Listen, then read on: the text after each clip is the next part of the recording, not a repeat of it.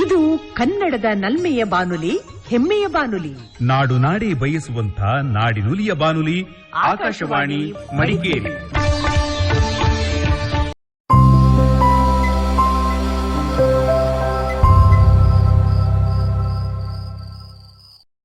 ಕಿಸಾನ್ ವಾಣಿ.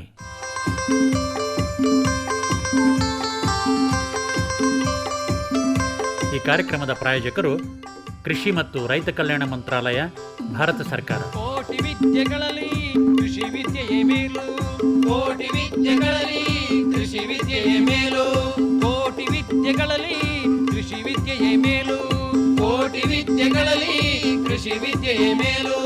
ಕೃಷಿತೋ ನಾಸ್ತಿ ದುರ್ಭಿಕ್ಷ, ಕೃಷಿತೋ ನಾಸ್ತಿ ದುರ್ಭಿಕ್ಷ, ಕೃಷಿತೋ ನಾಸ್ತಿ ದುರ್ಭಿಕ್ಷ, ಕೃಷಿತೋ ನಾಸ್ತಿ ದುರ್ಭಿಕ್ಷ.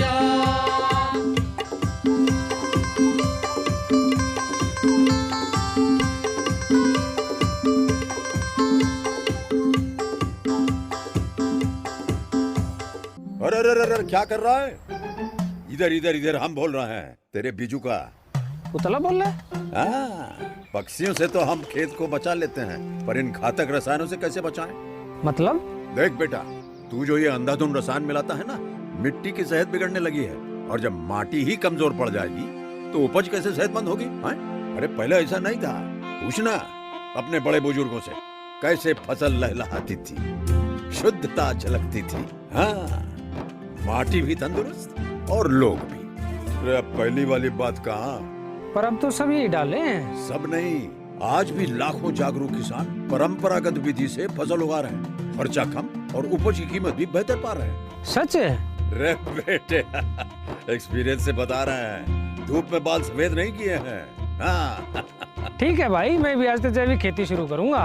माटी से प्रेम की परंपरा है, परंपरागत खेती. ಸೋಮವಾರಪೇಟೆ ತಾಲೂಕು ಶುಂಠಿಕೊಪ್ಪ ಹೋಬಳಿಯ ಕುಂಬೂರು ಗ್ರಾಮದ KM ಜಗದೀಶ್ ಅವರನ್ನು ನಾವು ಮಾತನಾಡಿಸ್ತೀವಿ. KM ಜಗದೀಶ್ ಅವರು ವಿಶಾಲವಾದ ಕಾಫಿ ತೋಟದ ಮಾಲೀಕರು. ಕಾಫಿ ಉದ್ದಿಮೆಯಲ್ಲೂ ಸಾಕಷ್ಟು ಅನುಭವ ಇಟ್ಕೊಂಡಿರೋರು.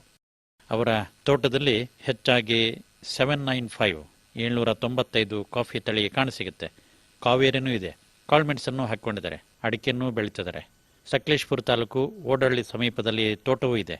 ಹೀಗೆ KM ಜಗದೀಶ್ ಅವರ ಕಾಫಿ ಕೃಷಿಯ ಅನುಭವಗಳು ವಿಸ್ತಾರವಾಗಿದ್ದಾವೆ. ಇವತ್ತು ಅವರನ್ನು ಮಾತನಾಡಿಸಿ ಅನುಭವಗಳನ್ನು ಪ್ರಸಾರ ಮಾಡ್ತಿದ್ದೀವಿ. ಜಗದೀಶ್ ಅಣ್ಣ, ಹೇಳಿ ನಿಮ್ಮ ಹಿನ್ನೆಲೆ, ನೀವು ಹುಟ್ಟಿದ್ದು ಬೆಳೆದಿದ್ದು, ವಿದ್ಯಾಭ್ಯಾಸ, ಅದನ್ನೆಲ್ಲ ಸೂಕ್ಷ್ಮವಾಗಿ ಪ್ರಸ್ತಾಪ ಮಾಡಿ, ಮತ್ತೆ ಮುಂದೆ ಕಾಫಿ ತೋಟದ್ದು ಅದರದ್ದೆಲ್ಲ ವಿಷಯಗಳನ್ನು ಹೆಕ್ಕಿಕೊಂಡು ಮಾತಾಡೋಣ. ನಮಸ್ಕಾರ. ನಾನು ಮೂಲತಃ ಚಿಕ್ಕಮಗಳೂರಿನಲ್ಲಿ ಕಟ್ರುಮನೆ ಅನ್ನುವ ಒಂದು ಕುಗ್ರಾಮ, ಅಲ್ಲಿ ಹುಟ್ಟಿ ಬೆಳೆದವನು. ನನ್ನ ತಂದೆ KP ಮಲ್ಲೇಗೌಡರು ಅಂತ ಹೇಳಿಬಿಟ್ಟು, ತಾಯಿ ಹೆಸರು ರಾಮಮ್ಮ ಅಂಥೇಳಿ. ನಾನು ನನ್ನ ತಂದೆಗೆ 5ನೇ ಮಗ, ಅಂದರೆ ನಾನು ಕೊನೆಯ ಮಗನಾಗಿ ಜನಿಸಿರ್ತೇನೆ. ತದನಂತರ ನಾನು ನನ್ನ ವಿದ್ಯಾಭ್ಯಾಸವನ್ನು 6ನೇ ತರಗತಿಯವರೆಗೆ ನಮ್ಮ ಮನೆಯ ಮುಂಭಾಗದಲ್ಲೇ ಇದ್ದ ಒಂದು ಶಾಲೆಯಲ್ಲಿ ಕಲ್ತಿರ್ತೇನೆ. 7ನೇ ತರಗತಿ ಆಣೂರು ಎಂಬ ಒಂದು ಗ್ರಾಮದಲ್ಲಿ ನಾನು 7ನೇ ತರಗತಿ ಮುಗಿಸಿರ್ತೇನೆ. ತದನಂತರ ನನ್ನ ಹೈಸ್ಕೂಲ್ ಮತ್ತು ಪ್ರೀ ಯೂನಿವರ್ಸಿಟಿಯನ್ನು ಲೋಕಸೇವಾ ಹೈಯರ್ ಸೆಕೆಂಡ್ರಿ ಸ್ಕೂಲ್ ಅಳಿಕೆ, ಇಲ್ಲಿ ಕಲ್ತಿರ್ತೇನೆ. ತದನಂತರ ನಾನು BE ಸಿವಿಲ್ ಇಂಜಿನಿಯರಿಂಗ್ ಮಾಡಿದ್ದೇನೆ. ನನ್ನ ತಂದೆಗೆ ನನ್ನನ್ನು ತುಂಬ ಓದಿಸ್ಬೇಕು ಅಂತ ಇದ್ದರಿಂದ ನಾನು ಮತ್ತೆ ಪೋಸ್ಟ್ ಗ್ರಾಜುಯೇಷನ್ NITK ಸೂರತ್ಕಲ್ನಲ್ಲಿ HWRE ಅಂಥೇಳಿ, ಅಂದರೆ hydraulics and water resources engineering, ಅದರಲ್ಲಿ ಉನ್ನತ ಪದವಿಯನ್ನು ಕೂಡ ಮಾಡಿರ್ತೇನೆ. ನಾನು ಯಾವುದೇ ಒಂದು ನೌಕರಿಯನ್ನು ಹುಡುಕೊಂಡು ಹೋಗಲಿಲ್ಲ. ನನ್ನ ತಂದೆ ಸಾಕಷ್ಟು ವ್ಯವಸ್ಥಿತವಾಗಿ ಎಲ್ಲ ಮಕ್ಕಳಿಗೂ ಆಸ್ತಿ ಮಾಡಿದ್ರಿಂದ ಅದರಲ್ಲೇ ನಾನು ಏನಾದರೂ ಮಾಡಬೇಕು ಅನ್ನೋ ಉದ್ದೇಶದಿಂದ ಸರ್ಕಾರಿ ಅಥವಾ ಪ್ರೈವೇಟ್ ಜಾಬಿಗೆ ನಾನು ಯಾವುದಕ್ಕೆ ಅಪ್ಲೈ ಮಾಡಿದೆ. ನಾನು ನನ್ನ ವೃತ್ತಿಯನ್ನು ಕಾಫಿ ತೋಟಕ್ಕೆ ಸೀಮಿತಗೊಳಿಸಿದ್ದೇನೆ ಅಂತ ಹೇಳಿದರೆ ತಪ್ಪಾಗಲಾರ್ದು. ಎಷ್ಟು ಜನ ನೀವು ಅಣ್ಣ ತಮ್ಮಗಳು, ಅಕ್ಕ ತಂಗಿರು, ತಂದೆ ತಾಯಿಗೆ? ನನ್ನ ತಂದೆಗೆ ನಾವು 8 ಮಕ್ಕಳು. 8 ಮಕ್ಕಳಲ್ಲಿ 5 ಜನ ಗಂಡು ಮಕ್ಕಳು, 3 ಜನ ಹೆಣ್ಣುಮಕ್ಕಳು. ನನಗೆ 2 ಜನ ಅಕ್ಕಂದಿರು, 4 ಜನ ಅಣ್ಣಂದಿರು, 1 ತಂಗಿ. ಸೊ ಈ ರೀತಿಯಲ್ಲಿ ನಮ್ಮ ಕುಟುಂಬ ಇದೆ. ಕುಂಬೂರು ಗ್ರಾಮಕ್ಕೆ ಬಂದಿದ್ದು ಯಾವಾಗ ಅಂತ ಹೇಳ್ತೀರಿ? 1987ನೇ ಇಸ್ವಿಲಿ ಕುಂಬೂರು ಗ್ರಾಮಕ್ಕೆ ಬಂದು ಈ ತೋಟವನ್ನು, ಅಂದರೆ ನನ್ನ ತಂದೆ ಹೇಗೆ ಅಂದರೆ ಪ್ರತಿಯೊಂದು ಮಗನಿಗೂ ಮದುವೆ ಆದ ಕೂಡಲೇ ಅವರಿಗೊಂದು ಪ್ರಾಪರ್ಟಿ ಮಾಡಿ ಮನೆಯಿಂದ ಹೊರಗಿಡ್ತಾಯಿದ್ರು. ಸೊ ನನ್ನ ಮದುವೆ ಆಗಿ 1 ವಾರಕ್ಕೆ ನನಗೆ ಒಂದು ಪಾರ್ಟಿಷನ್ ಅಂತ ಕೊಟ್ಟು ನನಗೆ ಸ್ವಲ್ಪ ಹಣವನ್ನು ಕೊಟ್ಟು ನಿನ್ನ ಜೀವನ ನೀನು ರೂಪಿಸ್ಕೊ ಅಂತ ಕಳಿಸಿದ್ರು. ನಾನು ಇಲ್ಲಿ ಬಂದು ಕುಂಬೂರಲ್ಲಿ ಪ್ರಾಪರ್ಟಿ ಮಾಡಿಕೊಂಡು ನಾನು ಇಲ್ಲಿ ಸಂತೋಷದಿಂದ ನನ್ನ ಜೀವನ ಕಳೀತಾ ಇದ್ದೇನೆ ಅಂತ ಹೇಳಿದ್ರೆ ತಪ್ಪಾಗಲಾರ್ದು. 1987ರಲ್ಲಿ ಬಂದಾಗ ಪರಿಸ್ಥಿತಿ ಹೇಗಿತ್ತು, ಹೇಗೆ ಅಭಿವೃದ್ಧಿ ಪಡಿಸ್ಕೊಂತ ಬಂದ್ರಿ, ನೆನಪು ಮಾಡ್ಕೊಳ್ಳಿ. ಪರಿಸ್ಥಿತಿ ಅಂತ ಹೇಳಿದರೆ ಕಾಫಿ ತೋಟದ ವಿಷಯ ತಗೊಂಡ್ರೆ ತುಂಬ ಚೆನ್ನಾಗೇ ಇತ್ತು ಅಂತ ಹೇಳಿದ್ರೆ ತಪ್ಪಾಗಲಾರ್ದು. ಆದರೆ ನನಗೆ ಕೆಲವು ವಿಷಯಗಳು ನನ್ನ ಅರಿವಿಗೆ ಇನ್ನೂ ಬಂದಿರಲಿಲ್ಲ. ಯಾಕೆಂದರೆ ಚಿಕ್ಕಮಗಳೂರು ಹೈಯರ್ ಎಲಿವೇಶನ್ನಲ್ಲಿ ನಮ್ಮ ತೋಟಗಳಿದೆ. ಸುಮಾರು 3800ರಿಂದ 4000 ಅಡಿಯಲ್ಲಿ. ಅಲ್ಲಿ ವೈಟ್ ಸ್ಟೆಮ್ ಬೋರರ್ ಅಷ್ಟೊಂದು ಅದರ ಹಾವಳಿ ಇರಲಿಲ್ಲ. ಹೀಗಿದ್ದರಿಂದ ನಮಗೇನಾಗ್ತಿತ್ತು ಅಂತ ಹೇಳಿದರೆ ಬೋರರ್ ಬಗ್ಗೆ ಅಥವಾ ಸ್ವ್ಯಾಬಿಂಗ್ ಅಂತ ಹೇಳ್ತೇವೆ, ಆವಾಗ ನಮಗೆ BHC ಅಂತ ಸಿಗ್ತಾ ಇತ್ತು. ಆಮೇಲೆ ಲಿಂಡೇನ್ ಅನ್ನೋದು ಬಂತು. ಅದನ್ನು ಸ್ವ್ಯಾಬ್ ಮಾಡೋದು ಅಷ್ಟೊಂದು ಇಂಪಾರ್ಟೆನ್ಸ್ ಕೊಡ್ತಾ ಇರಲಿಲ್ಲ ನನ್ನ ತಂದೆ ಆಗಲಿ ನನ್ನ ಅಣ್ಣಂದಿರಾಗಲಿ. ಆ ಒಂದು ವಾತಾವರಣದ ಬೆಳೆದು ಬಂದ ನಾನು ಇಲ್ಲಿ ಬಂದಾಗ ಇದು ಮೀನ್ ಸಿ ಲೆವೆಲಿಂದ 3000 ಅಡಿ ಎತ್ತರದಲ್ಲಿದ್ದಾವೆ. ಇಲ್ಲಿ ನನಗೆ ವೈಟ್ ಸ್ಟೆಮ್ ಬೋರರ್ ಇದೆ ಅನ್ನೋದು ಗೊತ್ತಾಗುವಾಗಲೇ ತುಂಬ ಲೇಟ್ ಆಯಿತು. ಹಾಗಾಗಿ ಏನಾಯಿತು ಅಂತ ಹೇಳಿದರೆ ಮೊದಲನೇ ವರ್ಷವೇ ನಾನು ಸುಮಾರು 16ರಿಂದ 18,000 ಗಿಡಗಳನ್ನು ಕೀಳ್ಬೇಕಾಗಿ ಬಂತು. ಕಾರಣ ಏನಂತ ಹೇಳಿದರೆ ನನ್ನಲ್ಲಿ ಆ ಅನುಭವ ಇಲ್ಲದ ಕಾರಣ ಸ್ವ್ಯಾಬಿಂಗ್ ಕೂಡ ಮಾಡಲಿಲ್ಲ, ಟ್ರೇಸಿಂಗ್ ಕೂಡ ಸರಿಯಾಗಿ ಮಾಡಲಿಲ್ಲ. ಸ್ವ್ಯಾಬಿಂಗ್ ಮಾಡಿದ್ವಿ, ಆದರೆ ಸಮಯಕ್ಕೆ ಸರಿಯಾಗಿ ಮಾಡಲಿಕ್ಕಾಗಲಿಲ್ಲ.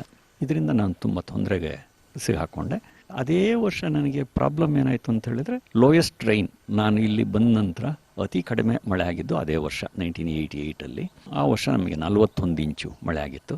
41 ಇಂಚು ಮಳೆ ಆದಾಗ ಏನಾಯಿತು ಅಂತ ಹೇಳಿದ್ರೆ ಡ್ರೌಟ್ ಆಗಾದ ಕಾರಣ ಸುಮಾರು 75 ಭಾಗದಷ್ಟು ಗಿಡಗಳು ಕರಟಿ ಹೋಗೋದು ಅಂದರೆ ಸುಟ್ಟು ಹೋಗಿತ್ತು ಅಂತ ಹೇಳಿದರೆ ತಪ್ಪಾಗಲಾರ್ದು. ಅದರಿಂದ ಕೂಡ ನಮಗೆ ವೈಟ್ ಸ್ಟೆಮ್ ಬೋರರ್ ಜಾಸ್ತಿ ಆಯಿತು ಅಂತ ನನ್ನ ಅನಿಸಿಕೆ. ಸರಾಸರಿ ಮಳೆ ಇಲ್ಲಿ ಎಷ್ಟಾಗ್ತಾ ಇದೆ ನೀವು ನೋಡೋದಾದ್ರೆ 2018 ಹೋಲಿಕೆ ಮಾಡಿ ನೋಡಿದ್ರೆ? ಸರಾಸರಿ ಒಂದು 55ರಿಂದ 60 ಇಂಚು ಮಳೆ ಆಗ್ತದೆ. ಈ ವರ್ಷ ಕೂಡ ಅದೇ ರೇಂಜಲ್ಲಿ 60 ಇಂಚು ಮಳೆ ಆಗಿದೆ. ತಾವು 795 ಕಾಫಿ ತಳಿಯನ್ನ ಬಹಳ ಚೆನ್ನಾಗಿ ಕಾಪಾಡ್ಕೊಂಡು ಬಂದಿದ್ದೀರಿ. ಯಾವ ವರ್ಷ ಹಾಕಿದ್ದು ಅದನ್ನು? ಕೆಲವು ಗಿಡಗಳು ನಾನು ನಟ್ಟಿದ್ದು ಇದೆ, ಕೆಲವು ಬ್ಲಾಕ್ಸ್ ನಾನು ಬರುವ ಮೊದಲೇ ಇತ್ತು. ಆಗಿರೋದ್ರಿಂದ ಕೆಲವು ಬ್ಲಾಕ್ ಕೆಲವು ಸಮಯದಲ್ಲಿ ಪ್ಲಾಂಟೇಶನ್ ಆಗಿರೋದ್ರಿಂದ ಯಾವುದನ್ನು ಯಾವಾಗ ಮಾಡಿದ್ದೀವಿ ಅಂತ ಹೇಳೋದು ಸ್ವಲ್ಪ ಕಷ್ಟ ಆಗ್ತದೆ. ಹೇಳ್ತಾರೆ ಅರೇಬಿಕಾ ತುಂಬಾ ಕೆಲಸ ಹಿಡಿತದೆ, ಕಾಂಡ ಕೊರಿಯೋಕೆ ಹಿಡಿದು ಬಾಧೆ, ತುಕ್ಕು ರೋಗದ್ದು ಸಮಸ್ಯೆ, ಇನ್ನು ಬೇರೆ ಬೇರೆ ಸಂಗತಿಗಳನ್ನು ಮುಂದಿಟ್ಕೊಂಡು ಇವತ್ತು ಬಹಳ ಕಡೆ ರೋಬಸ್ಟವನ್ನೇ ಬೆಳೆಸ್ಕೊಂಡಿದ್ದಾರೆ ಕೊಡಗಿನಲ್ಲಿ. ಏನು ಹೇಳ್ತೀರಿ 795 ತಳಿ ಬಗ್ಗೆ? 795 ಕಾಫಿ ಬೋರ್ಡ್ ಕಂಡುಹಿಡಿದಿರೋ ಒಂದು ತಳಿಯಲ್ಲಿ ಅತ್ಯುತ್ತಮ ತಳಿ ಅಂತ ಹೇಳಿದರೆ ತಪ್ಪಾಗಲಾರ್ದು. ಅದಕ್ಕೆ ಎಲೆ ಚುಕ್ಕಿ ರೋಗ ಸ್ವಲ್ಪ ಮಟ್ಟಿಗೆ ಕಡಿಮೆ ಇರ್ತದೆ, ಅಂದರೆ ಕಾವೇರಿ ಅಥವಾ ಇನ್ನೊಂದು ತಳಿಗೆ ನಾವು ಲೆಕ್ಕ ತಗೊಂಡ್ರೆ. ಆದರೆ 795 ಸರಿಯಾಗಿ ಅಂದರೆ ಶೇಡ್ ರೆಗ್ಯುಲೇಷನ್ ಪ್ರತಿಯೊಂದನ್ನು ಸರಿಯಾಗಿ ಮಾಡಿಕೊಂಡು ಹೋದರೆ ಮತ್ತು ಅದನ್ನು ನಾವು 35 ಅಥವಾ 40 ವರ್ಷಕ್ಕೆ ಅದನ್ನು ಅಪ್ರೂಟ್ ಮಾಡಿ ಹೊಸ ಗಿಡಗಳನ್ನೇ ನಟ್ಕೊಂಡು ಬಂದರೆ ಅದು ಕೂಡ ಉತ್ತಮ ಉತ್ಪತ್ತಿಯನ್ನು ಅದರಿಂದ ಕೂಡ ತೆಗಿಬೋದು, ಚೆನ್ನಾಗಿ ಮಾಡ್ಬೋದು ಅಂತ ನನ್ನ ಅನಿಸಿಕೆ. ಕಪ್ ಕ್ವಾಲಿಟಿ ಚೆನ್ನಾಗಿದೆ ಅಂತ ಹೇಳ್ತಾರೆ. ಎಲ್ಲ ಅರೇಬಿಕಾ ತಳಿಗಳಿಗಿಂತ 795 ಕಪ್ ಕ್ವಾಲಿಟಿ ಶ್ರೇಷ್ಠವಾಗಿದೆ ಅಂತ ಅನ್ಕೊಂಡು ಮಾತಾಡೋದಿದೆ ಅಲ್ವಾ? ಹೌದು, ಆ ರೀತಿಯಲ್ಲಿ ಮಾತಾಡ್ತಾರೆ. ನಮಗೆ ಇಲ್ಲಿ ಬರುವ ಮೊದಲು ನನ್ನ ತೋಟ ಅದೇ ನಾನು ಹೇಳುವಾಗೆ ಅವತಿ ಅನ್ನೋಲ್ಲಿ ಕರಗೂರು ಸಿದ್ದರ್ಕೂಲ್ ಎಸ್ಟೇಟ್ ಅಂತೇಳಿ ಅಲ್ಲಿತ್ತು. ಅಲ್ಲಿ ಕಾಫಿ ಅಂದರೆ ಎಲಿವೇಶನ್ ಜಾಸ್ತಿ ಇದ್ದಷ್ಟು ಕಪ್ ಕ್ವಾಲಿಟಿ ಇನ್ನೂ ಉತ್ತಮ ಆಗ್ತದೆ ಅಂತ ನನ್ನ ಅನಿಸಿಕೆ. ಯಾಕೆಂದರೆ ಅಲ್ಲಿ ಬಂದು ನಮ್ಮ ಮನೆಯಲ್ಲಿ ಕಾಫಿ ಕುಡಿದವರು ಯಾವಾಗಲೂ ಹೇಳ್ತಾ ಇದ್ರು ನನ್ನ ತಾಯಿಗೆ, ಅವರು ಏನಂತ ಎಲ್ಲ ರೋಸ್ಟ್ ಮಾಡಿ ಇಟ್ಕೊಂಡಿರ್ತಿದ್ರು, ಆ ಸಮಯಕ್ಕೆ ಬೇಕಾದಾಗ ಗ್ರೈಂಡ್ ಮಾಡಿ ಕಾಫಿ ತಯಾರಿಸ್ತಿದ್ರು. ಹಾಗೆ ಮಾಡೋದ್ರಿಂದ ಒಳ್ಳೆಯ ಕಪ್ ಕ್ವಾಲಿಟಿ ಬರ್ತದೆ. ಮತ್ತು ಎಲ್ಲರೂ ಬಂದು ನಿಮ್ಮ ಮನೆಯಲ್ಲಿ ನಾವು ಒಂದು ಲೋಟ ಕಾಫಿ ಕುಡಿಯೋದು, ಒಂದು 30 ml ಡ್ರಿಂಕ್ ತಗೊಳ್ಳೋದು ಸರಿಸಮ ಅಂತ ಹೇಳಿ ಹೊಗಳ್ತಿದ್ರು ಅವರಿಗೆ. ಹಾಗಿರೋದ್ರಿಂದ ನಾವು ರೋಸ್ಟ್ ಮಾಡಿ ಇಟ್ಕೊಂಡು ನಮಗೆ ಬೇಕಾದಾಗ ಮಾತ್ರ ಅದನ್ನು ಪೌಡರ್ ಮಾಡಿ ಉಪಯೋಗಿಸಿದರೆ ಖಂಡಿತವಾಗಿ ಉತ್ತಮ ಕಾಫಿಯನ್ನು ನಾವು ತಯಾರಿಸ್ಬೋದು ಅಂತ ನನ್ನ ಅನಿಸಿಕೆ. ತಾಜವಾಗಿ ತೆಗೆದುಕೊಳ್ಳೋದು ಯಾವುದೇ ಪದಾರ್ಥಗಳ ಒಂದು ರುಚಿಯನ್ನ ಬಹಳ ಚೆನ್ನಾಗಿ ಆಸ್ವಾದಿಸಬಹುದು, ಆನಂದ ಪಡಬಹುದು. ಕಾವೇರಿಯನ್ನು ನೀವು ಇಟ್ಕೊಂಡಿದ್ದೀರಿ, ಎಷ್ಟು ವರ್ಷದ ಗಿಡಗಳಿದಾವೆ? ಅದೆಲ್ಲ 10-12 ವರ್ಷದ ಗಿಡಗಳು. ನಾನು ಹೇಗೆಂದರೆ ಎಲ್ಲೆಲ್ಲಿ ವೇಕೆನ್ಸಿ ಇದೆ ಅಲ್ಲಿ ಮಾತ್ರ ನಾನು ಕಾವೇರಿ ಹಾಕಿದ್ದೇನೆ. ಕಾವೇರಿಯೇ ಒಂದು ಸಪ್ರೇಟ್ ಬ್ಲಾಕ್ ಅಂತ ಮಾಡಿದ್ದೆ, ಅದು ಈಗ 18-20 ವರ್ಷ ಆದ ನಂತರ ವೀಕ್ ಆಗಿದೆ. ಅದನ್ನು ಅಪ್ರೂಟ್ ಮಾಡಿ ಈಗ ನಾನು ಚಂದ್ರಗಿರಿ ಅಲ್ಲಿ ಪ್ಲಾಂಟ್ ಮಾಡಿದ್ದೇನೆ. ಕಾವೇರಿ ಜೊತೆಗೆ ಅಲ್ಲಲ್ಲಿ ಈಗ ಚಂದ್ರಗಿರಿ ಸೇರ್ಕೊಳ್ತಾ ಇದೆ. ಚಂದ್ರಗಿರಿನೂ ಉತ್ತಮದ ತಳಿ ಅಂತ ಅನ್ಕೊಂಡು ಹೇಳಲಾಗ್ತಾ ಇದೆ. ನೀವು ಆ ಕಡೆ ನೋಡಿದಿರಿ ಅಲ್ವಾ? ನಾನು ಇತ್ತೀಚೆಗೆ ನೋಡಿದ್ರಲ್ಲಿ ನಮ್ಮ ಧರ್ಮರಾಜ್ ಅಂತ ಹೇಳಿ ನಮ್ಮ ಸಕಲೇಶ್ಪುರ ತಾಲೂಕಿನಲ್ಲಿದ್ದಾರೆ. ಅವರು ಅತ್ಯುತ್ತಮವಾಗಿ ಅವರು ಬೆಳೀತಾ ಇದ್ದಾರೆ. ನಮಗೆ ತಿಳಿದ ಪ್ರಕಾರ ಅವರು 30ರಿಂದ 35 ಚೀಲ ಪಾರ್ಚ್ಮೆಂಟನ್ನು 1 ಎಕರೆಯಲ್ಲಿ ತೆಗಿತಾ ಇದ್ದಾರೆ. ಅವರು ನಾನು ಕಂಡ ಅತ್ಯುತ್ತಮ ಬೆಳೆಗಾರರು ಅಂತ ಅನಿಸ್ತದೆ ನನಗೆ. ಕಾಫಿ ಜೊತೆಗೆ ಕಾಳುಮೆಣಸನ್ನು ಚೆನ್ನಾಗಿ ಪೋಷಣೆ ಮಾಡ್ಕೊಂಡಿದ್ದೀರಿ. ಅದರ ಆಗುಹೋಗುಗಳು, ಬೆಳವಣಿಗೆಗಳು ಮತ್ತೆ ಹಾಲಿ ನೀವು ಪಡೆಯುತ್ತಿರುವ ಇಳುವರಿ ಇದ್ರ ಬಗ್ಗೆ ಉಲ್ಲೇಖ ಮಾಡಿ. ಇಲ್ಲಿ ಬಂದಾಗ ಇಲ್ಲಿ ಕಾಳುಮೆಣಸು ಇರಲಿಲ್ಲ. ತದನಂತರ ನಾನು ಕಾಳುಮೆಣಸನ್ನು ನಾಟಿ ಮಾಡಿ ಬೆಳೆದುಕೊಂಡು ಬಂದಿದ್ದೇನೆ. ನನಗೆ ಅನಿಸ್ತದೆ ಇಲ್ಲಿಯ ಒಂದು ವಾತಾವರಣಕ್ಕೆ ನಾವು ಪಣಿಯೂರು ಅತ್ಯುತ್ತಮವಾಗಿ ಬೆಳೀತದೆ ಅಂಥೇಳಿ. ಆದರೆ ಕಾಳುಮೆಣಸು ನಮಗೇನು ಅನಿಸ್ತದೆ ಅಂತ ಹೇಳಿದರೆ ಬಹಳ ಸೆನ್ಸಿಟಿವ್ ಕ್ರಾಪ್, ಡಿಸೀಸ್ ಪ್ರೋನ್ ಆಗಿರ್ತದೆ. ಹೀಗಿರೋದ್ರಿಂದ ಬರೀ ಒಂದೇ ಒಂದು ವೆರೈಟಿಯನ್ನು ಇಟ್ಕೊಂಡು ನಾಟಿ ಮಾಡೋದು ಅಷ್ಟು ಉತ್ತಮ ಅಲ್ಲ ಅಂತ ನನಗೆ ಈಗ ಅನ್ನಿಸ್ತಾ ಇದೆ. ಯಾಕೆಂದರೆ ನಮಗೆ ಅನುಭವ ಆದಮೇಲೆ ನಮಗೆ ಗೊತ್ತಾಗೋದು. ಬರೀ ಉತ್ತಮ ಪ್ರೊಡಕ್ಷನ್ ಬೇಕು ಅಂತ ಹೇಳಿದರೆ ನಾವು ಒಂದು ತಳಿಯನ್ನು ಮಾಡ್ಬೋದು, ಆದರೆ ಬರೀ ಪ್ರೊಡಕ್ಷನ್ ನೋಡಬಾರ್ದು ಅಂತ ನನಗನ್ನಿಸ್ತದೆ. ಯಾಕೆಂದರೆ ನಾವು 8-10 ವರ್ಷ ನಾವು ಬೆಳೆದಿರ್ತೇವೆ, ಉತ್ತಮ ಕ್ರಾಪ್ ಕೊಡ್ತಾ ಇರ್ತದೆ. ಇತ್ತೀಚೆಗೆ ಅಂದರೆ 2018ನೇ ಇಸ್ವಿಯಲ್ಲಿ ಹೆವಿ ರೈನ್ಸ್ ಬಂದಾಗ ನನಗೆ ಸುಮಾರು 8,000-9 ಸಾವಿರ ಬಳ್ಳಿ ಕೊಳೆ ಬಂದು ನಾನು ಕಳ್ಕೊಂಡಿದ್ದೇನೆ. ಅದೇ ಸಮಯದಲ್ಲಿ ನನಗೆ ಬೇರೆ ಬೇರೆ ತಳಿಗಳು ಆ ಮಳೆಗೆ ಹೊಂದಿಕೊಳ್ಳುವಂತಿದ್ದರೆ ನನಗೀಗ ಈ 10 ವರ್ಷದ ಬಳ್ಳಿಗಳು ನಮ್ಮ ಕಳೆಯೋದ್ರ ಜೊತೆಯಲ್ಲಿ ಅದನ್ನು ಉಳಿಸ್ಕೊಳ್ತಿದ್ದೆ. ಸೊ ಒಂದು ಆ್ಯಾವ್ರೇಜ್ ಕ್ರಾಪ್ ಆಗ್ತಿತ್ತು ಅಂತ ನನಗನ್ನಿಸ್ತದೆ. ಈಗ ನಮಗೆ ಗೊತ್ತಿರೋ ಹಾಗೆ ಸುಮಾರು 40-50 ತಳಿಗಳಿದೆ. ನಮ್ಮ ಜಾಗಕ್ಕೆ ನಮಗೆ ಯಾವುದು ಸೂಟೇಬಲ್ ಅದನ್ನೇ ನಾವು ನಾಟಿ ಮಾಡಿಕೊಳ್ಳೋದು ಉತ್ತಮ ಅಂತ ನನಗನ್ನಿಸ್ತದೆ. ಈಗ ಇಲ್ಲಿ ಕುಂಬೂರ ಹತ್ರ ಎಷ್ಟು ಎಕರೆ ತೋಟ ಇದೆ? ಓಡಳ್ಳಿ ಹತ್ರ ಇರೋ ತೋಟ ಎಷ್ಟಿದೆ? ಇಲ್ಲಿ ಸುಮಾರು 60 ಎಕರೆ ತೋಟ ಇದೆ. ಓಡಳ್ಳಿಯಲ್ಲಿ ನಮಗೆ 70 ಎಕರೆ ತೋಟ ಇದೆ. ಅರೇಬಿಕದಿಂದ ನಿಮಗೆ ಸಿಗುತ್ತಿರುವ ಇಳುವರಿ ಎಕರೆವಾರು ಲೆಕ್ಕ ಹಾಕೋದಾದ್ರೆ? ಅರೇಬಿಕದಿಂದ ನಾನು ಹಿಂದೆ ಅತ್ಯುತ್ತಮ ಬೆಳೆಯನ್ನೇ ತೆಗೆದಿದ್ದೇನೆ. ಇತ್ತೀಚೆಗೆ ನನಗೆ ಭಾಳ ಕಡಿಮೆ ಆಗಿದೆ ಅಂತ ಹೇಳಿದರೆ ತಪ್ಪಾಗಲಾರ್ದು. ಅದಕ್ಕೆ ಒಂದು ವೈಟ್ ಸ್ಟೆಮ್ ಬೋರರ್ 1 ವರ್ಷದ ಮಾತ್ರ ಹೇಳಿದೆ. ಅದೇ ರೀತಿಯಲ್ಲಿ ನನಗೆ 3 ವರ್ಷ ಆ ರೀತಿಯಲ್ಲಿ ನನಗೆ ತೊಂದರೆ ಆಗಿದೆ. ಹಾಗಿರೋದ್ರಿಂದ ಕೆಲವು ಏನಾಗ್ತದೆ ಅಂತ ಹೇಳಿದರೆ ಹೊರಗಡೆಯಿಂದ ಬಂದು ಕಾಫಿ ತೋಟಗಳನ್ನು ಮಾಡಲಿಕ್ಕೆ ಅವರು ಬಹಳ ನಮ್ಮ ಓಡಾಟ, ನಮ್ಮ ಜೀವನ ಶೈಲಿಯನ್ನು ನೋಡಿ ಕಾಫಿ ತೋಟ ಅಂದರೆ ಏನೋ ಬಹಳ ಇಲ್ಲಿ ಇನ್ಕಮ್ ಇದೆ ಅಂತ ತಿಳ್ಕೊಂಡು ಹೊರಗಿನವ್ರು ಬಂದು ಇಲ್ಲಿ ಜಾಗ ಮಾಡ್ತಾರೆ. ಆದರೆ ಅದನ್ನು ಸರಿಯಾಗಿ ಪಾಲನೆ ಪೋಷಣೆ ಮಾಡೋದಿಲ್ಲ. ನಾನು ಹೇಗೆ ಸ್ಟೆಮ್ ಬೋರರಿಗೆ ಸಫರ್ ಆದೆ ಅದೇ ರೀತಿಯಲ್ಲಿ ಅವರು ಸಫರ್ ಆಗ್ತಾರೆ. ಆ ಸ್ಟೆಮ್ ಬೋರರ್ ನೈಬರ್ಸ್ಗೆ ಹೆಚ್ಚಿರೋದ್ರಿಂದ ನಮ್ಮ ತೋಟದಲ್ಲಿ ಕೂಡ ಅದರದ್ದು ಹಾವಳಿ ಜಾಸ್ತಿ ಆಗ್ತದೆ. ಅದನ್ನು ನಾವೇನು ಮಾಡಬೇಕಂತ ನನಗೆ ಅನಿಸ್ತದೆ ಅಂತ ಹೇಳಿದರೆ, ಹಾಗೆ ಬಂದವರಿಗೆ ನಾವೇನು ಮಾಡಬೇಕಾಗ್ತದೆ, ಸರಿಯಾದ ಮಾಹಿತಿಗಳನ್ನ ನೀಡಿ ಅವರಿಗೆ ಇದರಿಂದ ಏನಾಗ್ತದೆ, ನೀವು ಯಾಕೆ ಇದನ್ನೆಲ್ಲ ಮಾಡಬೇಕು ಅಂದರೆ ಅವರಿಗೆ ಏನಾಗ್ತದೆ, ಅಲ್ಲಿ ಒಂದು ರಿಯಲ್ ಎಸ್ಟೇಟ್ ಮಾಡ್ತಾ ಇರ್ತಾರೆ, ರಿಯಲ್ ಎಸ್ಟೇಟಲ್ಲಿ ಎಲ್ಲೋ ಹಣ ಬರ್ತದೆ, ಅದನ್ನು ತಂದು ಇಲ್ಲಿ ಹಾಕ್ತಾರೆ, ಅಥವಾ ಇನ್ನೇನೋ ಒಂದು ಅವರ ಹಣವನ್ನು ಇಲ್ಲಿ ತಂದು ಇನ್ವೆಸ್ಟ್ ಮಾಡಿರ್ತಾರೆ. ಅವರೇನು ರಿಯಲ್ ಎಸ್ಟೇಟ್ನಲ್ಲಿ ಹೇಗೆ ಹಣ ಬರ್ತದೆ ಅದೇ ರೀತಿಯಲ್ಲಿ ಕಾಫಿಯಲ್ಲಿ ಕೂಡ ಬರ್ತದೆ ಅಂತ ತಿಳಿದಿರ್ತಾರೆ. ಇಲ್ಲಿ ಬಂದು ನೋಡಿದ ನಂತರ ಅವ್ರಿಗೆ ಅನಿಸ್ತದೆ ಅದಕ್ಕೆ ಸರಿಯಾದ ರೀತಿಯಲ್ಲಿ ನಮಗೆ ರಿಟರ್ನ್ ಸಿಗ್ತಾ ಇಲ್ಲ ಅಂತೇಳಿ. ಆವಾಗ ಅದೇನಾಗ್ತದೆ, ಆಟೋಮೆಟಿಕ್ಕಾಗಿ ನೆಗ್ಲೆಕ್ಟ್ ಆಗ್ತಾ ಬರ್ತದೆ. ನಮಗೆ ನೈಬರ್ಸ್ ಅಂಥವ್ರು ಸ್ವಲ್ಪ ಇರೋದ್ರಿಂದ ನನಗೆ ಸ್ವಲ್ಪ ತೊಂದರೆ ಆಗ್ತಾ ಇದೆ ಅಂತ ಹೇಳಿದರೆ ತಪ್ಪಾಗಲಾರ್ದು. ನನಗೆ ಈಲ್ಡ್ ಸುಮಾರು 7-8 ಚೀಲ ಅಥವಾ 9 ಚೀಲ ನನಗೆ ಪಾರ್ಚ್ಮೆಂಟ್ ಬರ್ಬೋದು. ಚೆರಿ ಒಂದು 3-4 ಚೀಲ ಬರ್ತದೆ. ರೋಬಸ್ಟಾದಲ್ಲಿ 35-40 ಚೀಲದವರೆಗೆ ಚೆರಿ ಬರ್ತದೆ. ಕಾಳುಮೆಣಸು ಹೇಗಿದೆ ಒಟ್ಟಾರೆ ಇಳುವರಿ? ನೀವು ಎಕರೆವಾರು ಲೆಕ್ಕ ಹಾಕ್ತೀರಾ ಅಥವಾ? ಎಕರೆವಾರು ನಾನು ಲೆಕ್ಕ ಹಾಕಿಲ್ಲ. ಅತ್ಯುತ್ತಮ ಬೆಳೆಯನ್ನು ಕೂಡ ನಾನು ಬೆಳೆದಿದ್ದೇನೆ. 2015ನಲ್ಲಿ ಆ ವರ್ಷ ಸುಮಾರು ನನಗೆ 750 kgs ಆ್ಯಾವ್ರೇಜ್ ಆಗಿ ಬಂದಿದೆ ಎಕರೆಗೆ. ತದನಂತರ ಒಂದು 300-400 kgs ಬರ್ತಾಯಿತ್ತು. ಈಗ 2 ವರ್ಷದಿಂದ ಅಂದರೆ ನನಗೆ 2018ನಲ್ಲಿ ತುಂಬ ಬಳ್ಳಿಗಳನ್ನು ನಾನು ಹೆವಿ ರೈನ್ಸ್ ಆದಾಗ ಕಳ್ಕೊಂಡಿದ್ದರಿಂದ ಸ್ವಲ್ಪ ಕಡಿಮೆ ಆಗಿದೆ. ಈಗ ನನಗೆ ಸುಮಾರು ಒಂದು 300-350 kg ಅಥವಾ 400 kg ಬರ್ತಾ ಇದೆ. ಕಾಫಿಯಲ್ಲಿ ಪಲ್ಪಿಂಗ್ ಮಾಡೋದನ್ನು ಯಾವಾಗಲಿಂದ ರೂಢಿಸ್ಕೊಂಡಿದ್ದೀರಿ? ಯಾವಾಗ ಪಲ್ಪಿಂಗ್ ಯೂನಿಟನ್ನು ಸ್ಥಾಪನೆ ಮಾಡ್ಕೊಂಡಿದ್ರಿ? ನಾನು ಬರುವ ಮೊದಲೇ ಇಲ್ಲಿ ಕಾಫಿ ಪಲ್ಪಿಂಗ್ ಯೂನಿಟ್ ಇದ್ದಿದ್ದರಿಂದ ನಾನು ಅಳವಡಿಸಿದ್ದೇನಲ್ಲ. ಅಂದರೆ ನನಗೆ ಅದು ಹಾಳಾದಾಗ ನಾನು 2 ಬಾರಿ ಅದನ್ನು ಬದಲಾಯಿಸಿದ್ದೇನೆ. ನಾನು ಇಲ್ಲಿ ತೋಟ ತೆಗೆದಾಗಿಂದಲೂ ನನಗೆ ಪಲ್ಪಿಂಗ್ ಯೂನಿಟ್ ಇದೆ. ಸಾಮಾನ್ಯವಾಗಿ ಇತ್ತೀಚಿನ ವರ್ಷಗಳಲ್ಲಿ ಅನೇಕ ಕಡೆ ಬೆಳೆ ಮಾಡೋದಕ್ಕಿಂತ ಉಂಡೆ ಕಾಫಿನೇ ಮಾರಾಟ ಮಾಡೋದಿದೆ. ಅನೇಕರಿಗೆ ಅದು ಒಂಥರ ಸಲೀಸ್ ಅನ್ನೋ ಥರ ಅನಿಸ್ಬಿಟ್ಟಿದೆ. ಏನಂತೀರಿ? ಬೆಳೆ ಮಾಡೋದು, ಪಲ್ಪಿಂಗ್ ಯೂನಿಟ್ ಇಟ್ಕೊಳ್ಳೋದು, ಅದರ ಆಗುಹೋಗುಗಳು ಅಥವಾ ಪ್ರಯೋಜನಗಳು ನಿಮ್ಮ ದೃಷ್ಟಿಯಲ್ಲಿ? ನಾನು ಕಂಡಾಗೆ ಕೊಡಗಿಗೂ ಹಾಗೂ ಚಿಕ್ಕಮಗಳೂರಿಗೂ ಕೆಲವು ವ್ಯತ್ಯಾಸಗಳಿದೆ. ಇಲ್ಲಿ ಸ್ಮಾಲ್ ಪ್ಲಾಂಟರ್ಸ್ ಅತಿ ಹೆಚ್ಚಿದ್ದಾರೆ ಅಂತಂದರೆ ತಪ್ಪಾಗಲಾರ್ದು. ಸ್ಮಾಲ್ ಪ್ಲಾಂಟರ್ಸ್ ಇರುವಾಗ ಪ್ರತಿಯೊಬ್ಬರೂ ಒಂದು ಪಲ್ಪಿಂಗ್ ಯೂನಿಟ್ ಇಟ್ಕೊಳ್ಳೋದು ತುಂಬ ಕಷ್ಟ ಆಗ್ತದೆ. ಅಂದರೆ ಕೆಲವರು ಸ್ವಂತ ಅವರೇ ಹಣ್ಣು ಕೊಯ್ಯೋದು, ಅಂದರೆ ಫ್ಯಾಮಿಲಿಯವರು ಸೇರಿಕೊಂಡು ಅದನ್ನು ತೊಗೊಂಡೋಗಿ ಪಲ್ಪ್ ಮಾಡೋದು. ಯಾರಲ್ಲಿ ಪಲ್ಪಿಂಗ್ ಯೂನಿಟ್ ಇದೆ ಅಥವಾ ಬಾಡಿಗೆಗೆ ಮಾಡ್ತಾರೋ ಅವರಲ್ಲಿ ಪಲ್ಪಿಂಗ್ ಮಾಡಿ ತರ್ತಾರೆ. ಇದರಿಂದ ಆಗುವ ತೊಂದರೆ ಏನಂತ ಹೇಳಿದರೆ, ನಮಗೆ ಕಾಫಿ ಕ್ಯೂರಿಂಗ್ ವರ್ಕ್ಸ್ ಕೂಡ ಇರೋದ್ರಿಂದ, ಕಾಫಿ ಸ್ವಲ್ಪ ಮಟ್ಟಿಗೆ ಎಕ್ಸ್ಪೋರ್ಟ್ ಮಾಡಿದ ಅನುಭವ ಕೂಡ ಇರೋದ್ರಿಂದ ಕ್ವಾಲಿಟಿ ಹಾಳಾಗ್ತದೆ. ಅವ್ರು ಏನು ಮಾಡ್ತಾರೆ ಅಂತ ಹೇಳಿದರೆ ಪ್ರತಿದಿನ ಕೊಯ್ದು ಅದೇ ದಿನ ಅವರು ಪಲ್ಪ್ ಮಾಡಲಿಕ್ಕೆ ಆಗೋದಿಲ್ಲ. ಯಾಕೆಂದರೆ ಆ ರೀತಿ ಮಾಡಲಿಕ್ಕೆ ಹೋದರೆ ಅವರಿಗೆ ವರ್ಕೌಟ್ ಆಗೋದಿಲ್ಲ. ಯಾಕೆ ಅಂದರೆ ಅವರು ತಗೊಂಡು ಹೋಗಲಿಕ್ಕೆ ಒಂದು ಜೀಪ್ ಬಾಡಿಗೆ ತಗೊಳ್ಬೇಕು. ಆ ಬಾಡಿಗೆ ತಗೊಂಡು ಹೋಗಿ ಅಲ್ಲಿ ನಿಂತು ಒಂದು ದಿವಸ ಅವರು ಕೆಲವು ಬಾರಿ ಎಷ್ಟು ವರ್ಕ್ ಲೋಡ್ ಇರ್ತದೆ ಅಂದರೆ ಪಲ್ಪಿಂಗ್ ಯೂನಿಟಲ್ಲಿ ಬೆಳಗ್ಗೆಯಿಂದ ಸಂಜೆವರೆಗೆ ಅವರು ಕಾಯಬೇಕು. ಒಂದು ದಿವಸ ವೇಸ್ಟ್ ಆಗ್ತದೆ, ಪ್ಲಸ್ ಬಾಡಿಗೆ ಕೊಡಬೇಕು, ಮತ್ತು ವಾಪಸ್ ತರಲಿಕ್ಕೆ ಮತ್ತೆ ಬಾಡಿಗೆ ಕೊಡಬೇಕು. ಅವರಿಗೆ ಏನಾಗ್ತದೆ ಪರ್ ಲೀಟಿಗೆ ತುಂಬ ಎಕ್ಸ್ಪೆನ್ಸಿವ್ ಆಗ್ತದೆ. ಸೊ ಹಾಗಾಗಿ ಅವ್ರು ಮಾಡಲಿಕ್ಕೆ ಆಗೋದಿಲ್ಲ. ಅವರನ್ನು ನಾವು ದೂಷಿಸಲಿಕ್ಕೂ ಆಗೋದಿಲ್ಲ.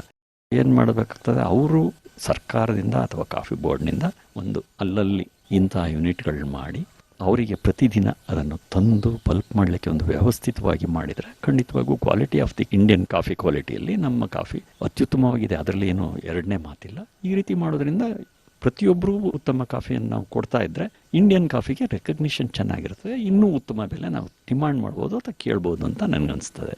ಅದೇ ಕಾಫಿ ಮಾರೋದ್ರ ಬಗ್ಗೆ ನೀವು ಹೇಳಿದ್ರಿ, ಈ ವರ್ಷ ನನಗೆ ಗೊತ್ತಿರೋ ಹಾಗೆ 67-68 ರೂಪಾಯಲ್ಲಿ ಟಾಟಾದವರು ಬೈ ಮಾಡಿದ್ದಾರೆ ಅಂತ ಹೇಳ್ತಾರೆ.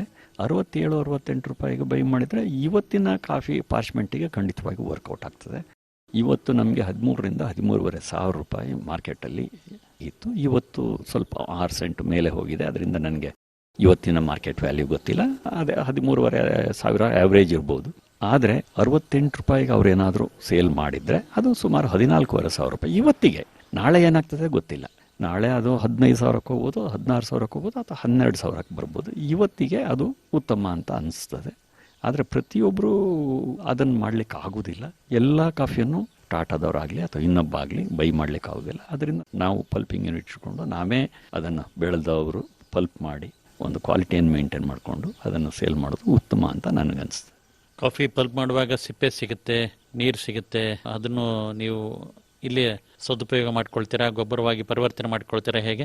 ಹೌದು, ಅದನ್ನು ಕೂಡ ನಾನು ಸದುಪಯೋಗ ಪಡಿಸ್ತೇನೆ. ಕಾಫಿ ತೋಟಕ್ಕೆ ಸಗಣಿ ಗೊಬ್ಬರನೂ ಹಾಕ್ತೀರಿ ಮತ್ತು ರಾಸಾಯನಿಕ ಗೊಬ್ಬರವನ್ನು ಕೊಡ್ತೀರಿ ಅಲ್ವಾ?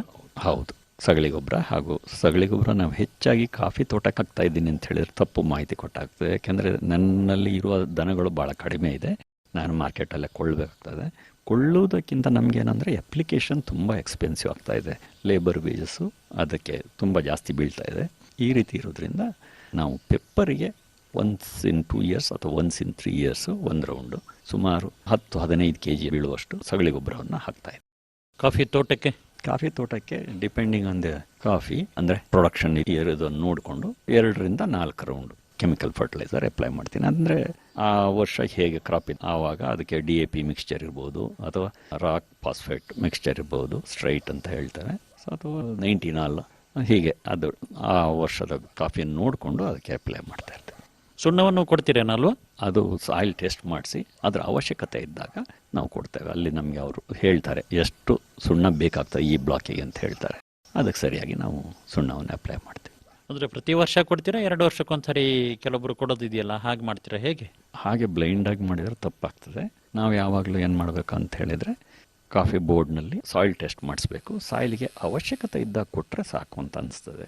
ಅವಶ್ಯಕತೆಯನ್ನು ನಾವು ನೋಡದೆ ಸುಮ್ಮನೆ ಆಲ್ಟರ್ನೇಟ್ ಇಯರ್ ಅಂತ ಹೇಳೋದು ಅಥವಾ ಪ್ರತಿ ವರ್ಷ ಕೊಡ್ತಾ ಇದ್ದೇನೆ ಅಂತ ಹೇಳೋದು ಸರಿಯಲ್ಲ ಅಂತ ನನ್ನ ಅನಿಸಿಕೆ. ಕಾಫಿ ಕಾಳುಮೆಣಸಿಗೆ ಬಹಳ ಮುಖ್ಯವಾಗಿ, ಹಾಗೆ ಅಡಿಕೆಗೆ ಬೋರ್ಡೋ ದ್ರಾವಣವನ್ನು ಅನೇಕರು ಸಿಂಪಡಣೆ ಮಾಡ್ತಾರೆ. ನೀವು ಹೇಗೆ ಈ ನಿಟ್ಟಿನಲ್ಲಿ ಗಮನ ಹರಿಸಿದಿರಿ? ಯಾವಾಗ ಸಿಂಪಡಣೆ ಮಾಡ್ತೀರಿ? ಎಷ್ಟು ಪ್ರಮಾಣದಲ್ಲಿ ಕೊಡ್ತೀರಿ?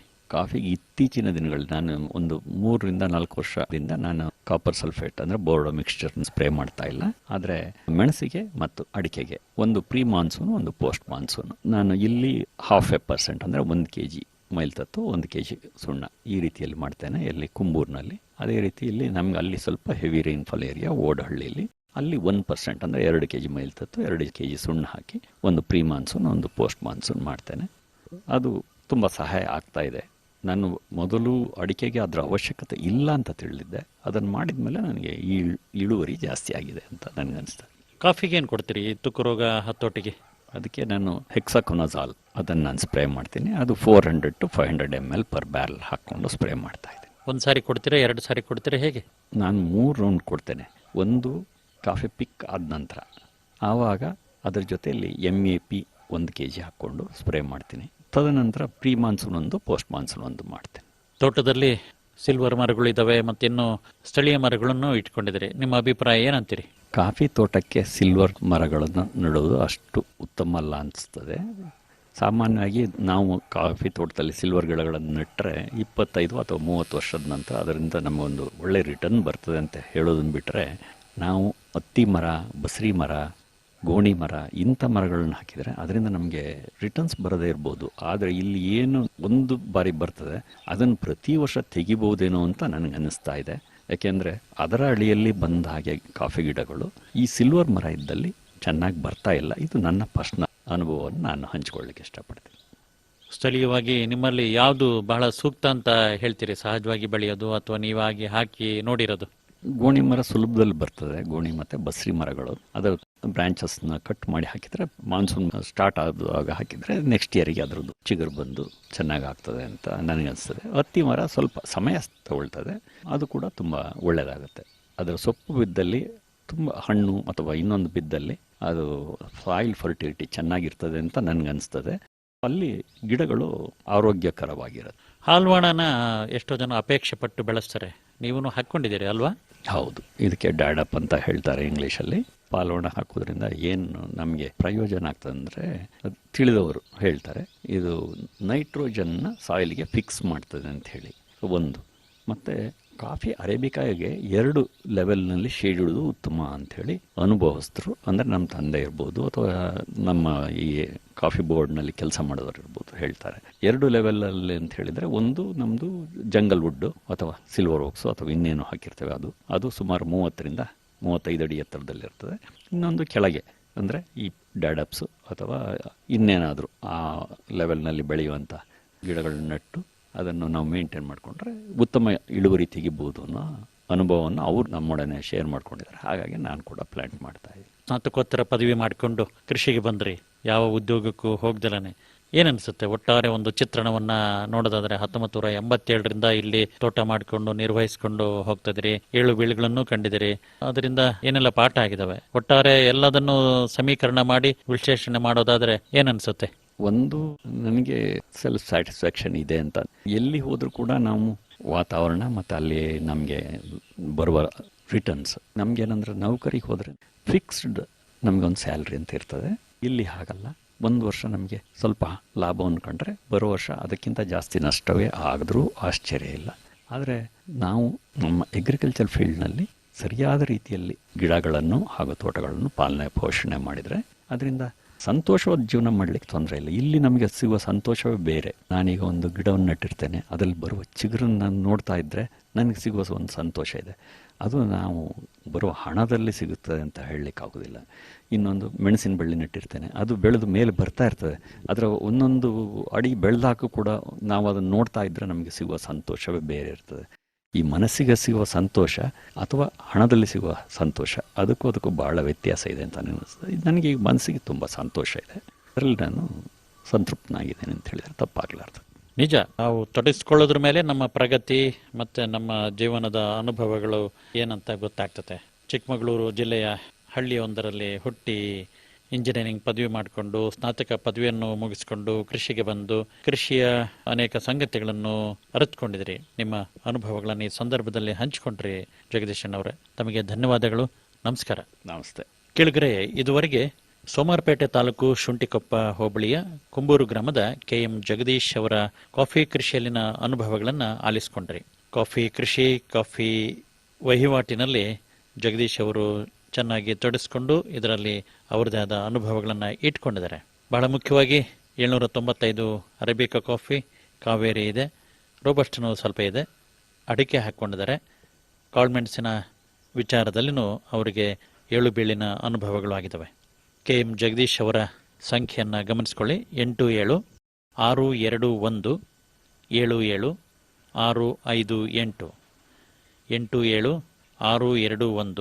8762177658. ಇವರನ್ನು ಸಂದರ್ಶಿಸಿದವರು ವಿಜಯ್ ಅಂಗಡಿ. ಮಂತ್ರಿ ಕಿಸಾನ್ ಮಾನ್ಧನ್ ಯೋಜನೆ ಸಿಗುವುದು ಪೆನ್ಷನ್ನ ಆಸರೆಯು ಆಗದು ನಿರಾಸರೆ ಇನ್ನು ಸಿಗುವುದು ಸಂತಸದ ಕ್ಷಣವು ಕಳೆಯುವುದು ಸುಖದಿಂದ ವೃದ್ಧಾಪ್ಯ ರಕ್ಷಿತ ಆಗುವ ಅನ್ನದಾತ ಸುರಕ್ಷಿತ ಆಗುವ ಅನ್ನದಾತ ಪ್ರಧಾನಮಂತ್ರಿ ಕಿಸಾನ್ ಮಾನ್ಧನ್ ಯೋಜನೆಯಿಂದ ಲಘು ಮತ್ತು ಸಣ್ಣ ಹಿಡುವಳಿದಾರ ರೈತರ ಭವಿಷ್ಯವಾಗುತ್ತೆ ಸುರಕ್ಷಿತ. 60 ವರ್ಷ ವಯಸ್ಸಾದ ನಂತರ 3,000 ರೂಪಾಯಿಗಳ ಮಾಸಿಕ ಪೆನ್ಷನ್ ಖಚಿತ. 55ರಿಂದ 200 ರೂಪಾಯಿಗಳ ಮಾಸಿಕ ಶುಲ್ಕ ನೀಡಿ 18ರಿಂದ 40 ವರ್ಷ ತನಕ ರೈತರು ಪ್ರವೇಶಿಸಬಹುದು. ಈ ಅಂಶದಾನ ಯೋಜನೆಯಲ್ಲಿ ಸರ್ಕಾರ ನೀಡುತ್ತದೆ ಸಮಪಾಲು ಕೊಡುಗೆ. ಎಲ್ಲ ರೈತ ಬಾಂಧವರು ಈ ಸೇವೆಯ ಪ್ರಯೋಜನಕ್ಕಾಗಿ ಜನಸೇವಾ ಕೇಂದ್ರಕ್ಕೆ ಹೋಗಿ ಉಚಿತವಾಗಿ ತಮ್ಮ ಹೆಸರನ್ನು ನೋಂದಾಯಿಸಿಕೊಳ್ಳಿ. ಪ್ರಧಾನಮಂತ್ರಿ ಕಿಸಾನ್ ಮಾನ್ಧನ್ ಯೋಜನೆ ಅನ್ನದಾತರ ಪರಿಶ್ರಮಕ್ಕಾಗಿ ಈಗ ಪೆನ್ಷನ್ನಿಂದ ಅವರ ಮನೆ ಸುರಕ್ಷಿತ. ಕೃಷಿ ಮತ್ತು ರೈತ ಕಲ್ಯಾಣ ಖಾತೆ ಭಾರತ ಸರ್ಕಾರದ ವತಿಯಿಂದ ಜನಹಿತಕ್ಕಾಗಿ ಜಾರಿ. ಇದುವರೆಗೆ ಕಿಸಾನ್ ವಾಣಿ ಕೇಳಿದಿರಿ.